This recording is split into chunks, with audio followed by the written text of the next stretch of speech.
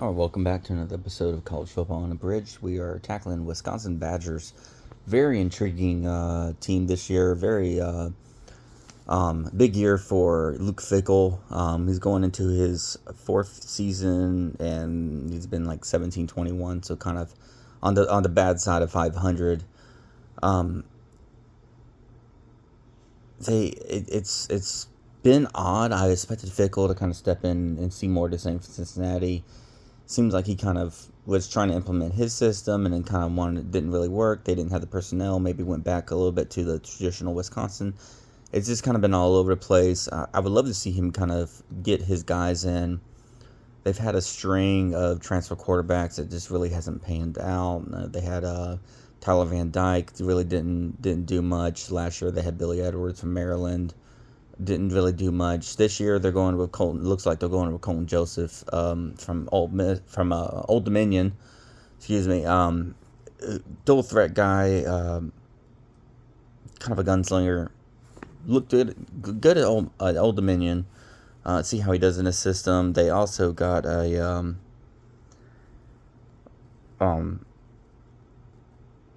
kind of a good recruit in Ryan Hopkins, who could be maybe push Colton Joseph for the job. They have Abu Samu from Iowa State, good solid running back, kind of a bigger back, be kind of more traditional what you would see Wisconsin. Maybe they get back to running the ball a little bit. Got Chris Burks at receiver. It's just kind of what direction they're going to go wise with Wisconsin. What are we going to see? Are we going to see more running game? We're going to see some passing. You got a dual threat guy at quarterback, and Joseph. Is it going to translate from Old Dominion up to Big Ten? Have to see how that goes. It's very going to be interesting. I feel like this is kind of a make or break year for Fickell.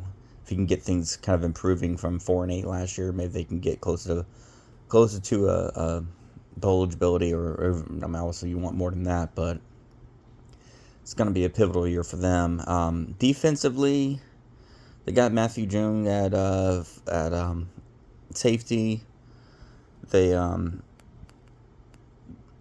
bring in West Virginia Hammond Russell on the D line. They have some pieces on D line. Mason Posa at linebacker. They have some guys. It's kind of more of a wait and see how things develop. Nothing that really jumps off the page at you as far as watch out for that guy type thing on defense or offense.